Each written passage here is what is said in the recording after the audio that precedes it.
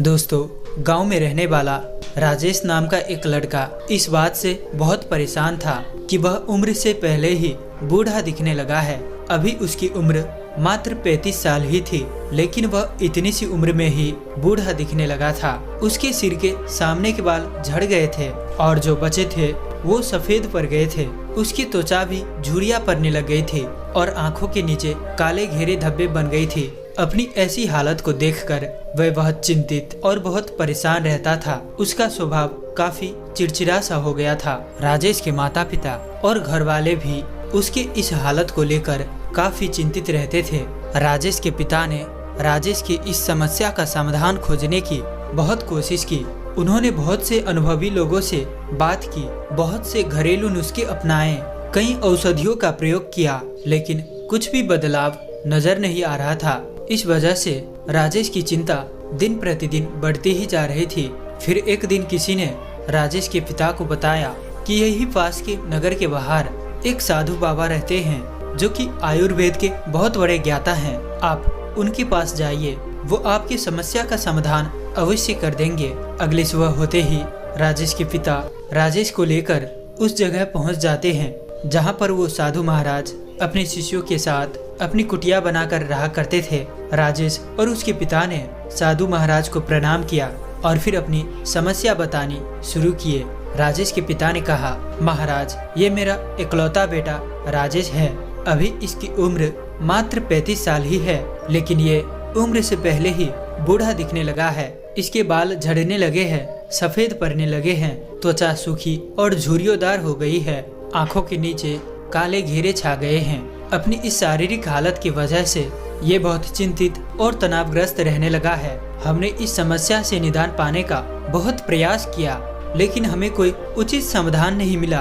अब आप ही कोई समाधान बताएं। साधु महाराज ने श्याम के पिता की सारी बात पूरे ध्यान से सुनी और फिर कहा, आयुर्वेद में इंसानी शरीर को लंबे समय तक जवान और स्वस्थ बनाए रखने के लिए बहुत से नियम बताए गए हैं, लेकिन आज मैं उनमें से 12 ऐसे नियम बताऊंगा जिनका अगर तुम्हारे बेटे ने सही से पालन किया तो सिर्फ कुछ हफ्तों या महीने भर में ही तुम्हें इसके चमत्कारिक परिणाम दिखने शुरू हो जाएंगे। और अगर इन नियमों को तुम लोगों ने अपने जीवन का हिस्सा बना लिया तो तुम्हारी उम्र रुक सी जाएगी और तुम एक स्वस्थ और दीर्घायु जीवन के मालिक बनोगे।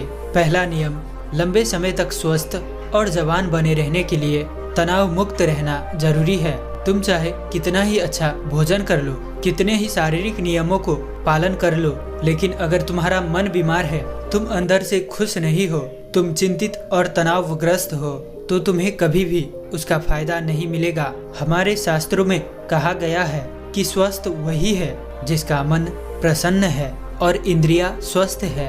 अगर तुम्हारी मानसिक स्थिति ठीक नहीं है तो इसका प्रभाव तुम्हारे हर एक अंग पर पड़ेगा। तुम्हारी पाचन क्रिया खराब हो जाएगी, तुम्हारी यौन शक्ति कमजोर पड़ने लगेगी, तुम्हारी श्वसन प्रक्रिया बिगड़ जाएगी, बाल झड़ने लगेंगे, चेहरे की चमक गायब हो जाएगी।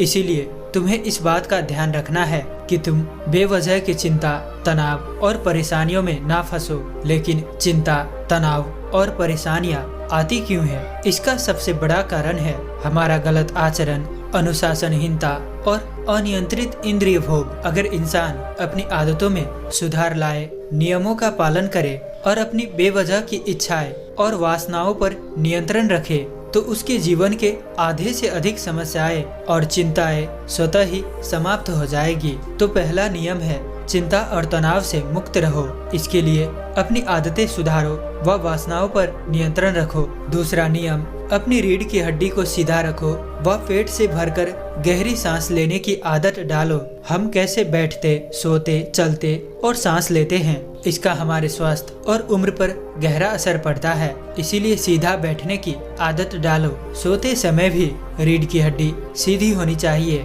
इससे हमारे शारीरिक अंगों पर बेवजह भार नहीं पड़ता और वो लंबी उम्र तक ठीक से काम करते रहते हैं। इसके साथ ही पेट से भरकर गहरी सांस लेना इंसान को लंबे समय तक स्वस्थ और युवा बनाए रखता है। तीसरा नियम, तुम्हें अपने सोने का, उठने का और भोजन करने का समय निश्चित रखना है। अक्सर लोग इन कामों पर ध्यान नहीं देते और किसी भी समय सोते उठते और भोजन करते हैं और उनके इस गलती का उनके स्वास्थ्य पर बहुत बुरा असर पड़ता है। आयुर्वेद के अनुसार व्यक्ति को रात्रि में जल्दी सो जाना चाहिए और सुबह ब्रह्म मुहूर्त में 4 से 5 बजे के बीच उठ जाना चाहिए। रोज एक ही समय पर सोने और उठने से शरीर की सारी कार्य प्रणाली सही तरीके से काम करती रहती है। उन पर बेमतलब का बोझ नहीं पड़ता, जिससे शरीर के अंग लंबे समय तक स्वस्थ और मजबूत बने रहते हैं। साथ ही इस अनुशासन का पालन करने से हमारा भोजन समय से पच जाता है और सुबह हमारा पेट अच्छे से साफ हो जाता है, जिससे कब्ज की समस्या नहीं होती, क्योंकि कब्ज में हमारा सड़ रहा भोजन आंतों में फंस जाता है, जो कि पेट के अंदर गैस और विषैले पदार्थ पैदा करता है, जो कि बहुत से शारीरिक बीमारियां पैदा करने के साथ साथ त्वचा को रूखा और झुर्रीदार बनाता है। इसीलिए एक अनुशासित जीवन जीने का प्रयास करो और अपने सोने उठने व भोजन करने का समय निश्चित रखो, क्योंकि जिस व्यक्ति के खाने का समय निश्चित नहीं, सोने का समय निश्चित नहीं, जो बस अस्त व्यस्त है, जिसके जीवन में कोई अनुशासन नहीं, उसका जीवन चिंता और तनाव से भर जाता है। और जो हर समय चिंता और तनाव से भरे रहते हैं, वो बहुत ही जल्द बूढ़े हो जाते हैं और अपना पूरा जीवन भी नहीं जी पाते। इसीलिए जीवन में अनुशासित बनो और एक नियम का पालन करो। साधु महाराज ने राजेश और उसके पिता से कहा, चौथा नियम, हमेशा अपनी भूख से थोड़ा कम भोजन करे। आयुर्वेद में ये कहावत है, जो कम खाएगा वो लंबा खाएगा, यानी जो व्यक्ति अपनी भूख से थोड़ा कम भोजन करता है वो लंबे समय तक जीता है।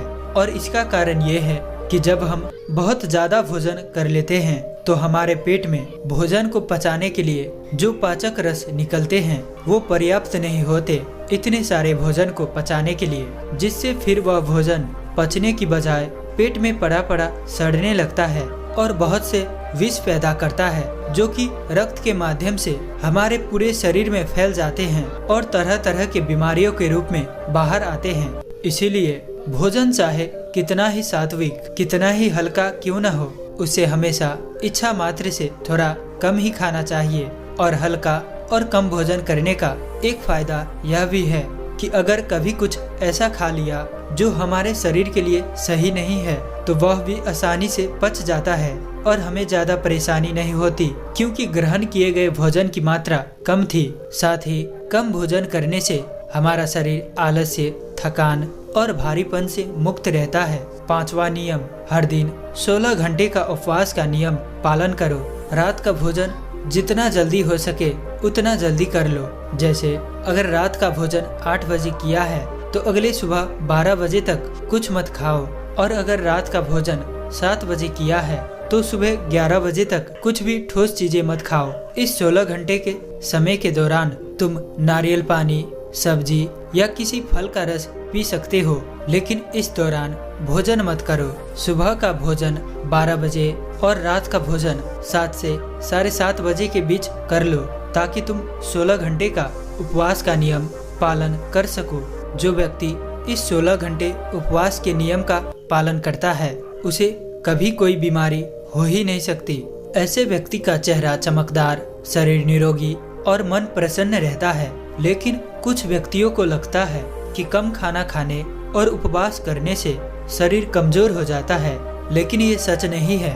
असल में 16 घंटे उपवास करने से हमारी आंतों में फंसा अधपचा भोजन अच्छे से पच जाता है। इस समय जब हम कुछ नहीं खा रहे होते तो हमारी प्राण शक्ति स्वतंत्र होती है और वे इस समय का उपयोग शरीर में जमा गंदगी को बाहर निकालने और शरीर के टूट फूट को सही करने में करती है। और जिस व्यक्ति के शरीर में कोई गंदगी जमा नहीं है, उसका शरीर उम्र से ज्यादा जवान और स्वस्थ रहता है। छठा नियम, भोजन करने के तुरंत बाद पानी नहीं पीना। आयुर्वेद के अनुसार भोजन करने से 40 मिनट पहले पानी पीना सबसे उत्तम है। भोजन करने के दौरान अगर जरूरत महसूस हो तो कुछ घुट पानी पिए जा सकता है, लेकिन भोजन करने के तुरंत बाद पानी पीना जहर पीने के समान है। ऐसा इसीलिए क्योंकि भोजन करने के तुरंत बाद भोजन को पचाने के लिए पेट में अम्ल निकलता है, जिसे जठरा अग्नि भी कहते हैं। पर जब हम भोजन के तुरंत बाद पानी पी लेते हैं तो हमारी जठराग्नि शांत हो जाती है, जिससे भोजन ठीक से पचता नहीं और पेट में पड़ा पड़ा सड़ना शुरू कर देता है, जिससे विभिन्न प्रकार की पेट से संबंधित बीमारियां, कब्ज, गैस बनना, खट्टी ढकार आना इत्यादि होनी शुरू हो जाती है। और फिर जैसे कि हम सभी जानते हैं कि कब्ज सभी बीमारियों की जड़ है और फिर ये बीमारियां हमारे शरीर को उम्र से पहले ही बूढ़ा बनाना शुरू कर देती है। इसीलिए भोजन के तुरंत बाद पानी पीना छोड़ दो। पानी हमेशा भोजन करने के 1 घंटे बाद पियो। 7वां नियम, ईश्वर पर भरोसा रखो। जो लोग ईश्वर पर भरोसा नहीं रखते वे जिंदगी में हमेशा परेशान रहते हैं, जिससे वे अपनी सेहत का ख्याल भी नहीं रख पाते।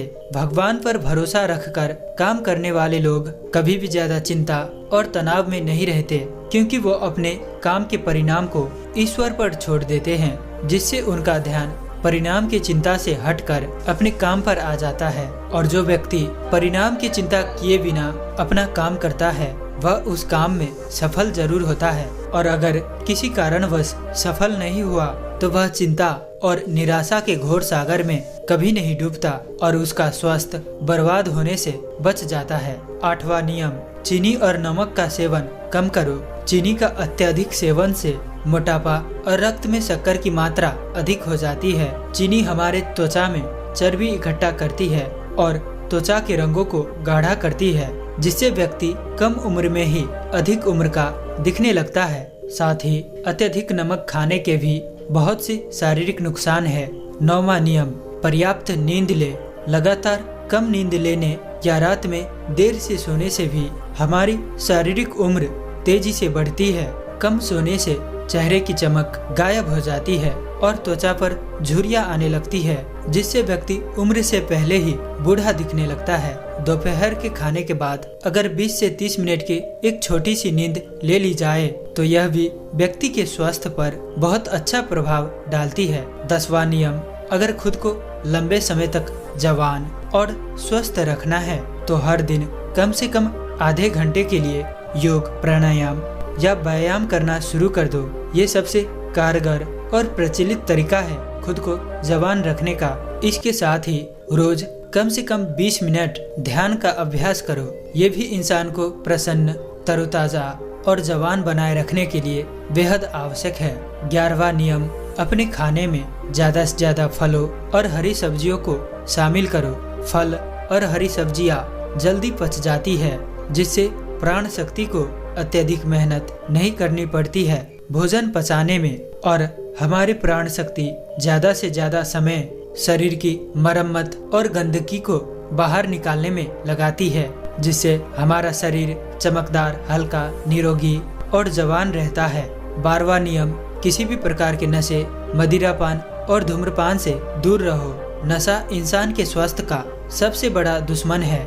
नशा और धूम्रपान करने वाला व्यक्ति शारीरिक रूप से तो परेशान रहता ही है, साथ ही वह अपने उम्र से पहले ही बूढ़ा और कमजोर दिखाई पड़ने लगता है। इसीलिए किसी भी प्रकार के नशे को अपने जीवन का हिस्सा मत बनाओ। तो ये थे वो 12 नियम जिनका पूरी ईमानदारी से पालन करने के बाद राजेश के जीवन में चमत्कारिक बदलाव आने शुरू हो जाएंगे। राजेश और उसके पिता को उनकी समस्या का समाधान मिल चुका था। उन्होंने साधु महाराज को धन्यवाद किया और खुशी खुशी वहां से चले गए।